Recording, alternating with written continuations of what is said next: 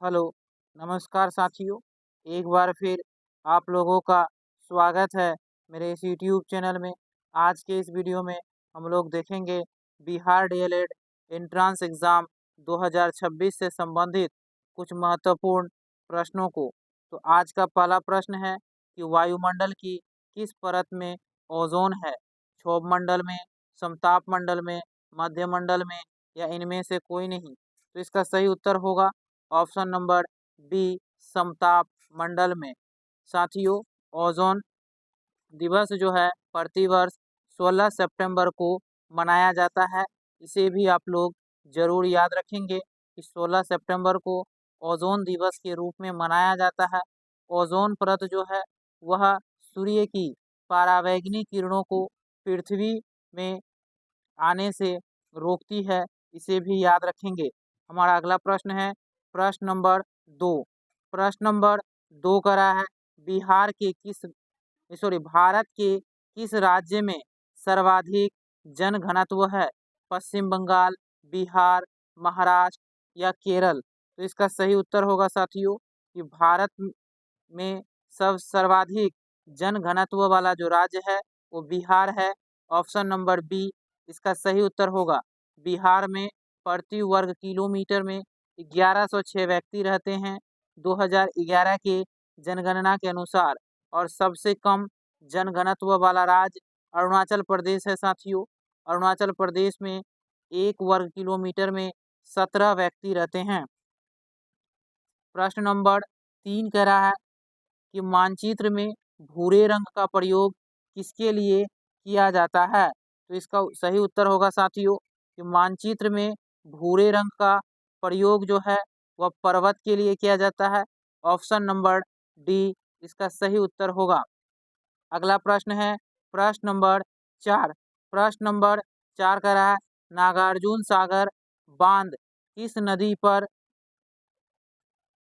है? तो इसका सही उत्तर होगा कि नागार्जुन सागर बांध जो है वह कृष्णा नदी पर है। ऑप्शन नंबर बी प्रश्न नंबर 4 का सही उत्तर है।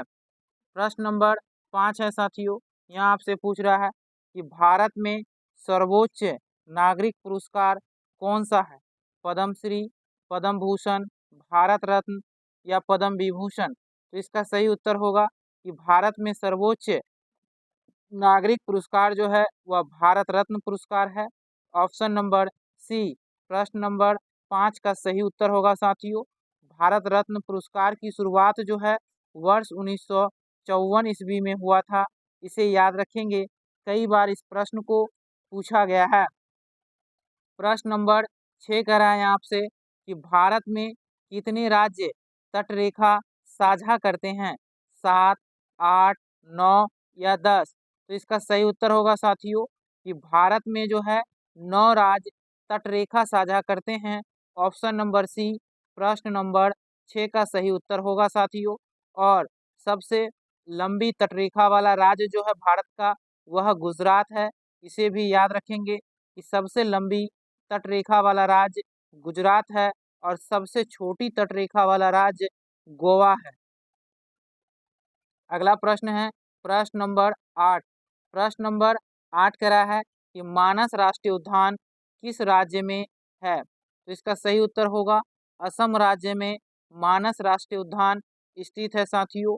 मानस राष्ट्रीय उद्यान जो है वह असम राज्य में है। असम राज्य की राजधानी जो है वह दिसपुर है। चलते हैं प्रश्न नंबर 9 की ओर। प्रश्न नंबर 9 कह रहा है द्वितीय बौद्ध संगीति कहाँ आयोजित की गई थी? तो इसका सही उत्तर होगा वैशाली में। ऑप्शन नंबर डी प्रश्न नंबर 9 का सही उत्तर होगा साथियों। प्रथम बौद्ध संगीति का आयोजन जो है वह राजगृह में किया गया था।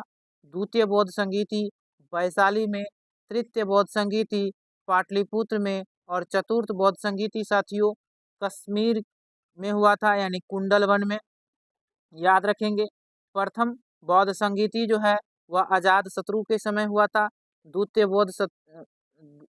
बौद्ध संगीति काला अशोक के समय हुआ था और तृतीय बौद्ध संगीति जो है वह अशोक के समय हुआ था तथा चतुर्थ बौद्ध संगीति कनिष्क के समय हुआ था।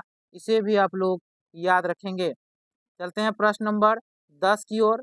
प्रश्न नंबर 10 कह रहा है कि विश्व में सबसे अधिक वर्षा किस स्थान पर होती है। इसका सही उत्तर होगा मौसिनराम में विश्व में सबसे अधिक वर्षा होती है।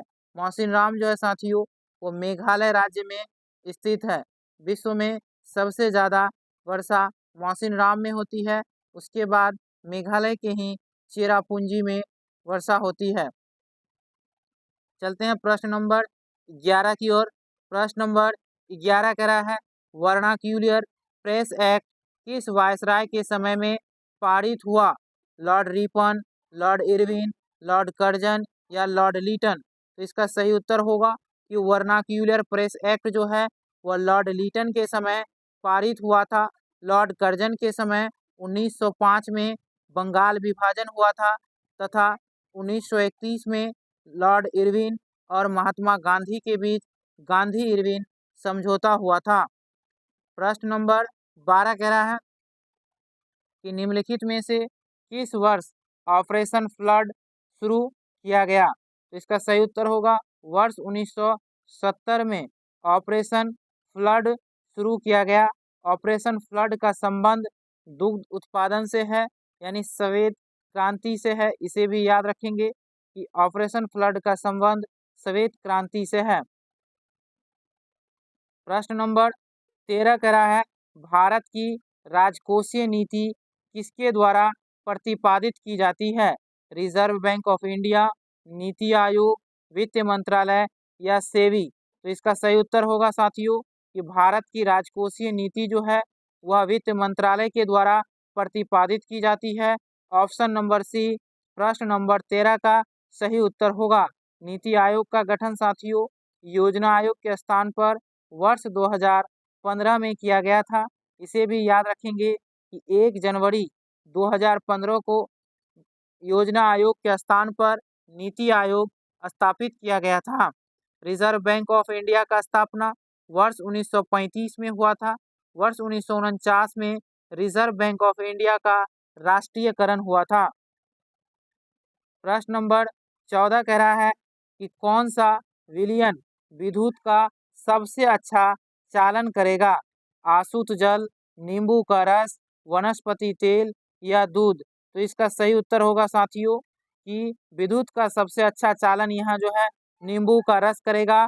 ऑप्शन नंबर बी प्रश्न नंबर 14 का सही उत्तर होगा। चलते हैं प्रश्न नंबर 15 की ओर। प्रश्न नंबर 15 कह रहा है कि नालंदा विश्वविद्यालय की स्थापना किसने की थी। तो इसका उत्तर होगा गुप्त वंश के शासक कुमार गुप्त ने नालंदा विश्वविद्यालय की स्थापना की थी। प्रश्न नंबर 16 कह रहा है कि डिस्कवरी ऑफ इंडिया पुस्तक किसने लिखी। तो इसका सही उत्तर है साथियों कि डिस्कवरी ऑफ इंडिया पुस्तक जो है पंडित जवाहरलाल नेहरू ने लिखा था। प्रश्न नंबर 16 का सही उत्तर ऑप्शन नंबर सी होगा। प्रश्न नंबर 17 कह रहा है साथियों कि वोल्ट मीटर को परिपथ में कैसे जोड़ा जाता है। श्रेणी क्रम में, समांतर क्रम में, दोनों में या इनमें से कोई नहीं। तो इसका सही उत्तर होगा कि वोल्ट मीटर को परिपथ में समांतर क्रम में जोड़ा जाता है। ऑप्शन नंबर बी प्रश्न नंबर 17 का सही उत्तर है। चलते हैं प्रश्न नंबर 18 की ओर। प्रश्न नंबर 18 है कि अंतर्राष्ट्रीय योग दिवस किस दिन मनाया जाता है। इसका सही उत्तर होगा 21 जून को।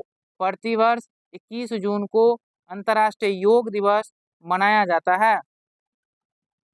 प्रश्न नंबर 19 है साथियों कि जेलेपला दर्रा कहाँ स्थित है। इसका सही उत्तर है सिक्किम में। साथियों जेलेपला दर्रा जो है वह सिक्किम राज्य में स्थित है। प्रश्न नंबर 20 कह रहा है यहाँ आपसे पूछ रहा है कि स्वराज मेरा जन्मसिद्ध अधिकार है यह नारा किसने दिया था। तो इसका सही उत्तर होगा बाल गंगाधर तिलक ने। ऑप्शन नंबर सी प्रश्न नंबर 20 का सही उत्तर होगा कि स्वराज मेरा जन्मसिद्ध अधिकार है यह जो नारा दिया था वो बाल गंगाधर तिलक ने दिया था। प्रश्न नंबर 21 कह रहा है साथियों कि किसी वस्तु का भार चंद्रमा पर कितना होता है? तो इसका सही उत्तर होगा 1/6। किसी भी वस्तु का भार चंद्रमा पर 1/6 होता है। प्रश्न नंबर 22 है साथियों, यहाँ से पूछा है कि काली मिट्टी को अन्य किस नाम से जाना जाता है? तो इसका सही उत्तर होगा रेगूर मिट्टी।